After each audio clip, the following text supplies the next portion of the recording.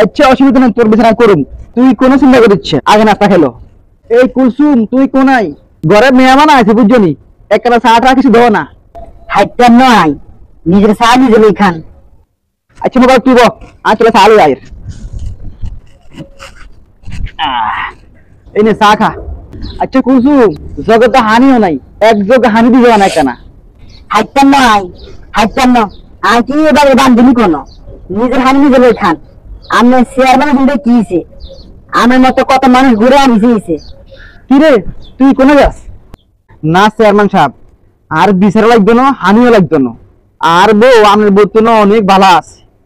আমি এত বড় একজন মানুষ, একজন চেয়ারম্যান, আর আমি বউ আমার একটা কথাও শুনবো না চেয়ারম্যান সাহেব।